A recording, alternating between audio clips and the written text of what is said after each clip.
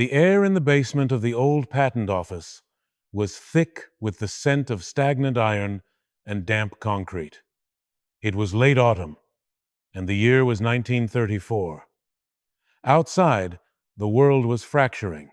The Great Depression had carved deep lines into the faces of the men walking the streets of Washington, D.C., and across the Atlantic, the drums of a different kind of darkness were beginning to beat.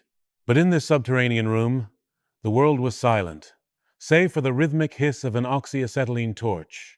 12 crates sat in a row. They were not made of wood or reinforced cardboard. They were heavy industrial-grade iron, each one measuring 4 feet by 4 feet. A group of men, whose names have largely been scrubbed from the official payrolls of the era, worked in the dim light. Their task was singular and permanent. They were not merely locking these crates, they were welding them shut. The blue-white spark of the torch illuminated their focused expressions, reflecting off the goggles they wore to protect their eyes from the glare. When the last seam was fused, the metal was allowed to cool. The crates were then moved, not to a museum or a secure military facility, but to a forgotten corner of a government-leased warehouse, where they would be categorized under a series of alphanumeric codes that meant nothing to the uninitiated. For decades, they remained there silent, heavy, and increasingly invisible as the layers of history, dust, and bureaucracy piled up around them. The blueprints inside were more than just technical drawings. According to some historians who have spent years piecing together the fragmented paper trail, these documents represented a radical shift in how the modern world was supposed to be built. But as the last crate was sealed, the men involved were reportedly sworn to a silence that would last a lifetime. What they were hiding wasn't a weapon, at least not in the conventional sense. It was something far more transformative. But that wasn't the strangest part. To understand why 12 iron crates were welded shut in the height of the 1930s, one must understand the atmosphere of 1934. This was a year of transition and profound anxiety. The Roosevelt administration was midway through the first New Deal, attempting to re-engineer the American economy from the ground up. Science was seen as both a savior and a threat. The line between civilian infrastructure and military necessity was beginning to blur. Records suggest that the project contained within these crates was born out of a short-lived but intensive collaboration between the National Resources Board and a group of private industrial engineers. Their goal was the creation of a total integrated grid, a system that would not only distribute electricity, but would synchronize communication and transport across the entire North American continent. It was an idea decades ahead of its time, a precursor to the digital age conceived in an era of vacuum tubes and steam whistles. Yet, as the project neared its pilot phase, the political climate shifted. The fear of industrial sabotage was peaking, and there is no clear consensus on why the decision was made to terminate the project so abruptly. Some documents, discovered much later in the private diaries of a mid-level clerk, suggest that the Omnibus project, as it was informally known, had become a liability. It was too centralized, too powerful, and perhaps most dangerously too difficult to control. The decision was made to bury the work, not just to cancel the funding, but to physically secure the prototypes and the master blueprints. The welding of the crates was a symbolic act as much as a practical one. It was a funeral for a future that would never happen. The crates vanished into the labyrinth of federal storage. Over the years, the warehouse changed hands. Fires, floods, and the simple passage of time eroded the memory of what had been stored there. The alphanumeric codes were lost in the transition to microfilm, and then lost again when the microfilm was digitized. By the 1970s, the 12 crates were nothing more than heavy obstacles in a room full of forgotten surplus. Then, in the summer of 2022, a routine audit of an aging industrial site in Pennsylvania led to a discovery that changed the narrative entirely. Contractors were clearing out a decommissioned facility that had once served as a secondary storage site for the Department of the Interior. Behind a false wall of plywood and insulation, they found the 12 crates. They were exactly as the 1,934 records described. Iron, rusted but structurally sound, with the distinct jagged seams of a hand-welded seal. The discovery didn't make the front pages. It started as a rumor among industrial historians, a whisper about a lost cache of 1930s engineering. It took 6 months for the first crate to be opened. The process was delicate. A team of conservators had to use precision grinding tools to avoid damaging the contents with heat. When the lid was finally lifted, the smell that emerged was described by one observer as the scent of a dead century, a mix of ozone, old paper, and a faint chemical preservative. Inside, wrapped in layers of oil-treated silk, were the blueprints. They were pristine. The blue ink was vivid, the lines sharp and confident. As the first few sheets were unrolled on a large drafting table, the researchers realized they weren't looking at standard civil engineering. These were designs for a massive, underground network of relay stations and automated transit tubes. The detail was staggering. Every bolt, every circuit, and every hydraulic press was rendered with a level of precision that seemed almost obsessive. But as the team moved to the second crate, they noticed something that didn't fit. Each blueprint was accompanied by a series of handwritten notes in the margins. These notes weren't technical corrections. They were observations about human behavior, projections of social stability, and calculations regarding the containment of information. Some historians believe these notes indicate that the project wasn't just about infrastructure. It was about management. The management of a population during a period of extreme crisis. The deeper they dug into the first 2 crates, the more questions began to surface. Why would an infrastructure project require such intense secrecy? And why were the designs for the relay stations located in areas that were, in 1934, almost entirely unpopulated? The researchers began to map the locations specified in the blueprints. They expected to find sites for power plants or railway hubs. Instead, the coordinates pointed to remote stretches of the Appalachian Mountains, the high deserts of New Mexico, and the dense forests of the Pacific Northwest. These were the blind spots of the 1930s, and that's when things began to shift.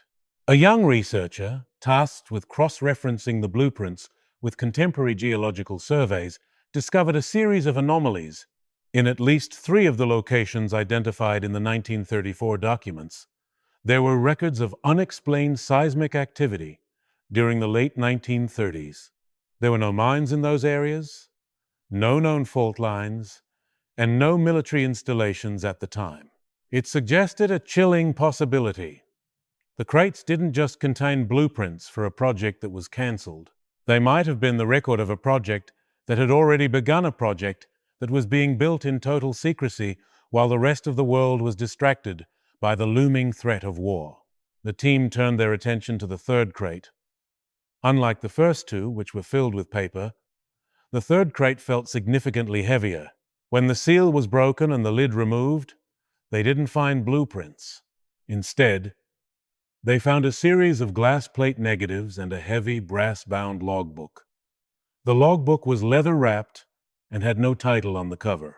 On the first page, written in a cramped, elegant hand, was a single date, the 12th of June, 1934. Below the date was a sentence that stopped the lead researcher in his tracks. The foundation is set, but the cost of the signal is higher than we anticipated. The glass plate negatives were held up to the light. They showed images of massive excavations. Men in work clothes, their faces obscured by shadows, stood next to enormous turbines that looked like they belonged in a science fiction novel. The scale was impossible for 1,934. These were structures that would have required thousands of workers and millions of dollars in secret funding. But there is no record of such a workforce. There is no record of the steel being purchased, No record of the land being cleared, and no record of the money being spent. It was as if a multi-billion-dollar industrial ghost had been haunting the American wilderness for nearly a century. What they found next changed the narrative entirely. The logbook found in the third crate belonged to a man named Arthur Vance. In the official records of the 1930s, Vance is a ghost. There are mentions of an electrical engineer by that name, who worked briefly for the Westinghouse Electric Corporation, but he vanished from their payroll in 1932. According to his personal notes, he hadn't left the industry. He had been recruited into a special committee that operated outside the standard oversight of the New Deal's public works programs. Vance's writing was meticulous, but as the months progressed into late 1934, the entries became increasingly erratic. He wrote extensively about Project Resonance. It wasn't just a grid for power, as the blueprints suggested. The blueprints were the skeleton, but the signal Vance referred to was the nervous system. He described an attempt to use low-frequency waves to synchronize the electrical pulse of entire cities. The theory, as Vance explained it, was that if the frequency of the power grid could be stabilized to a specific harmonic, it would reduce mechanical wear and increase the efficiency of every machine connected to it. But then the entries took a darker turn. Vance began documenting the effects of this harmonic on the people working at the test site in the Appalachian Range. He noted reports of collective insomnia, heightened irritability, and a strange phenomenon he called the sympathetic hum. Workers claimed they could hear the grid even when the generators were silent. But Vance wasn't working for the government, at least. Not officially. As the research team moved to the fourth and fifth crates, they expected more technical data. Instead, they found personal effects. There were dozens of small canvas bags, each tagged with a name and a social security number. Inside were watches, fountain pens, and wedding bands. It was as if a group of men had been asked to strip themselves of their identities before entering a facility. Among these items were letters, hundreds of them that had never been mailed. They were addressed to wives and children in towns across the Midwest. The letters spoke of a great undertaking and the end of poverty, but they also contained a recurring sense of isolation. One letter, dated August 1934, read, "We are building something that will make the world smaller, but I have never felt further away from you. The hum doesn't stop, even when I sleep. It feels like the ground is waiting for something." There is no clear consensus on who these men were. Some historians believe they were part of a ghost detachment of the Civilian Conservation Corps, diverted from their public projects to provide the manual labor for Project Resonance. But if that were the case, there should be discharge papers, death certificates, or pension records. There are none. It was as if these men had stepped out of the 1934 census and into a void. The mystery deepened when the team opened the sixth crate. This one didn't contain paper or personal effects. It contained hardware. Resting in custom-fitted velvet cradles were dozens of vacuum tubes, but they were unlike any manufactured in the 1930s. They were nearly 2 feet tall, shielded in lead-lined glass, and etched with a series of intricate geometric patterns. These weren't standard components for radio or power transmission. Modern electrical engineers who examined the high-resolution photos of these tubes were baffled. The internal structure suggested they were designed to handle voltages that, by 1934 standards, would have been considered impossible to generate, let alone control. What they found next shifted the investigation from engineering to something far more unsettling. In the bottom of the sixth crate, tucked beneath the lead glass tubes, was a map of the United States. It was dated September 1934. It didn't show roads or state lines. Instead, it showed a series of concentric circles radiating from the 12 sites identified in the blueprints. The circles overlapped, covering almost 80% of the American population. In the center of each circle was a handwritten number, a frequency. This map suggested that Project Resonance wasn't just a localized experiment. It was a blueprint for a nationwide broadcast. But it wasn't broadcasting music or news. It was broadcasting a vibration. Records suggest that in October 1934, a high-level meeting took place at the White House between Roosevelt's closest advisors and a group of industrial magnates. There are no minutes of this meeting, only a brief mention in the diary of a junior staffer who noted that the gentlemen from the power companies left looking ashen-faced. Shortly after this meeting, the funding for Project Resonance was not just cut, it was erased. The escalation was immediate. Orders were sent to the 12 remote sites. Construction was to cease. All equipment was to be dismantled. All records were to be consolidated and sent to Washington. And, most importantly, the sites were to be backfilled with concrete. What doesn't add up is the timeline. The blueprints found in the crates show a system that would have taken years to build. Yet, the seismic records found by the 2022 researchers suggest that the activity at these sites lasted for only a few months. How could such massive underground structures be completed so quickly? Some historians believe the answer lies in the total integrated grid itself. They suggest that the project wasn't building something new, but was instead tapping into something that already existed, a natural geological resonance that the engineers had found a way to amplify. This would explain why the sites were in such remote, geologically stable areas. They weren't building power plants, they were building tuning forks. But as the research team moved to the 7th crate, the tone of the discovery changed once again. This crate was lighter than the others. It didn't contain heavy iron tubes or lead-lined glass. It contained film canisters, 16 millimeters celluloid, preserved in nitrate-stable containers.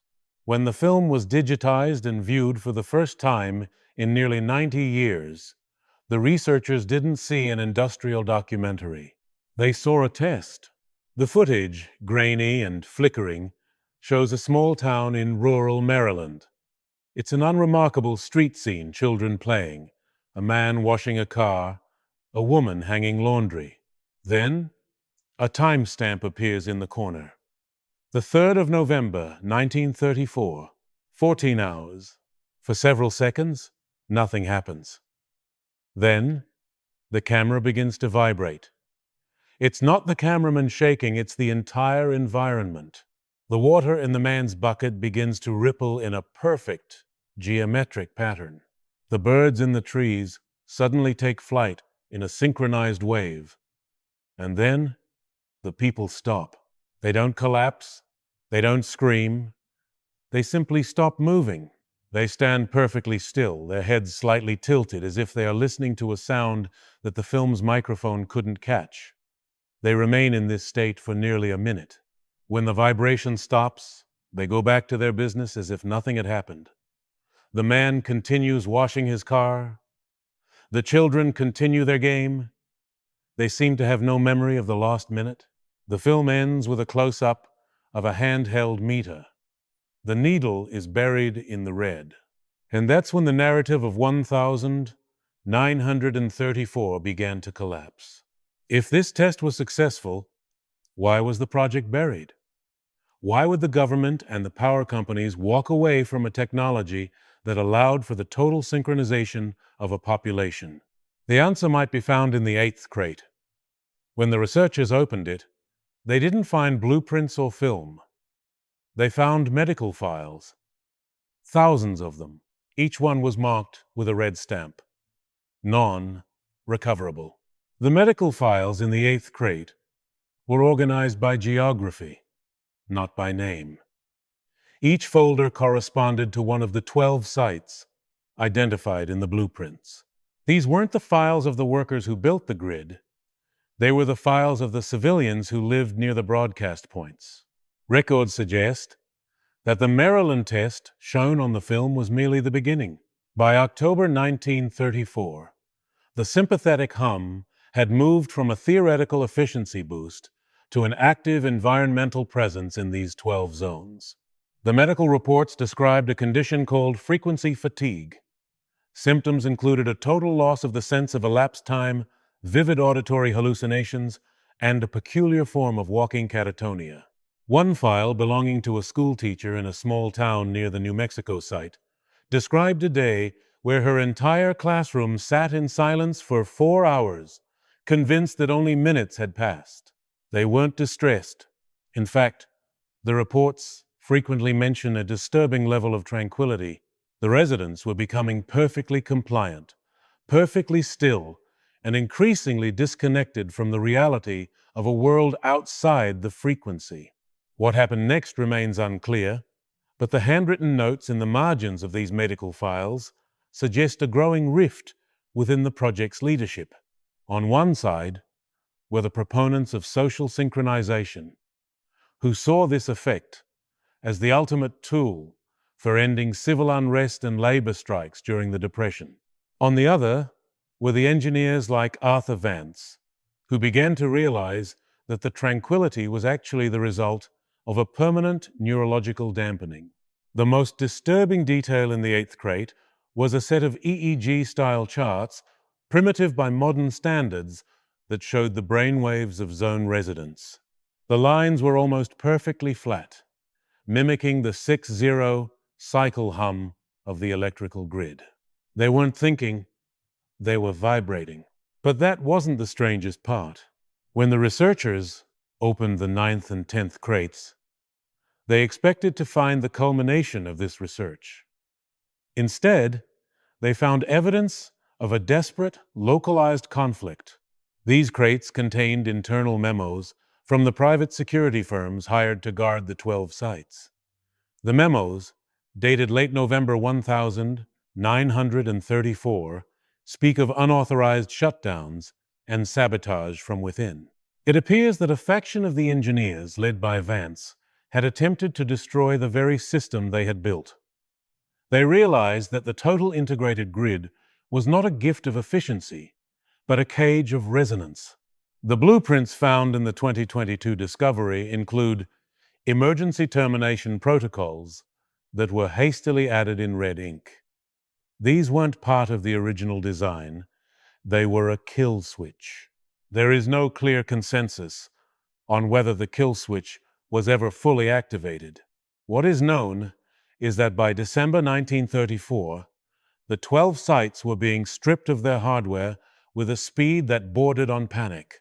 The 12 iron crates were not just a storage solution, they were a time capsule, welded shut by men who perhaps hoped that by the time they were found, the world would have a different way of understanding the forces they had unleashed. The 11th crate, however, changed the perspective of the modern research team entirely. It didn't contain documents or hardware from the 1930s. It was nearly empty, save for a single, modern-looking manila envelope. Inside the envelope was a set of blueprints that had surfaced in a private auction in 2019, 3 years before the crates themselves were found. These were the resurfaced blueprints that had originally triggered the search. They were high-fidelity copies of the 1,934 originals, but they had been updated. The technical notations were in modern CAD, computer-aided design format. The vacuum tubes had been replaced with solid-state processors. The relay stations were now labeled as data centers. The researchers realized that the 1,934 project hadn't died. It had merely been waiting for the technology to catch up with the theory. Some historians believe that the 1,934 Omnibus project was the blueprint for the modern world's telecommunications infrastructure. The coordinates from the 1,934 map were overlaid with modern maps of the fiber optic backbone of the United States. The overlap was nearly 90%. The remote stretches of the Appalachians and the high deserts of New Mexico, once chosen for their isolation, are now the exact locations of some of the world's largest server farms and signals intelligence facilities. This modern re-examination suggests a sobering possibility. The hum that Arthur Vance tried to silence in 1934 might not have been a failure of engineering, but a premature success. The blueprints that resurfaced in 2019 weren't just historical curiosities. They were a roadmap for an invisible architecture that has already been built around us. The 12th and final crate was the most difficult to open. The welding was thicker, more reinforced than the others. It took the conservation team nearly 2 days to breach the seal. When they finally lifted the lid, they didn't find paper, or film, or tubes. They found a single heavy cast iron plate. Etched into the plate was a warning, signed by Arthur Vance and 11 other lead engineers. It didn't mention frequencies or grids. It was a message to whoever found the crates. "We have buried the resonance," the plate read. "Do not seek the signal. The silence is the only thing that belongs to you." Beneath the plate, at the very bottom of the crate, was a small battery-powered device, a primitive frequency counter. When the lead researcher turned it on, the needle didn't stay at zero. Even in the silence of the decommissioned Pennsylvania facility, miles away from any major city, the needle began to twitch. It moved slowly, rhythmically, vibrating in a perfect 6-0 cycle arc. The investigation into the 12 crates has officially concluded, but for those who spent months in that basement, the narrative remains open-ended. The crates have been moved to a high-security archive, and the blueprints have been classified once again, cited as sensitive industrial infrastructure. The story of 1934 is a reminder that progress often leaves a shadow, and that the things we weld shut are rarely truly gone. We live in a world defined by the very grids those 12 crates sought to map a world of constant connection, seamless synchronization, and a hum that we have learned to ignore. Some look at the resurfaced blueprints and see the foundations of the digital age, a triumph of long-term planning.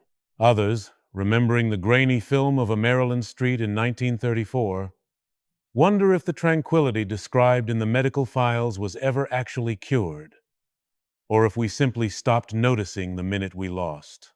The 12 iron crates are empty now, their contents catalogued and hidden away. But as the researchers left the facility for the last time, one of them noted that the air in the basement still felt heavy, as if the concrete itself were holding a breath. The blueprints are back in the light, the map has been redrawn, and the signal, it seems, is still waiting.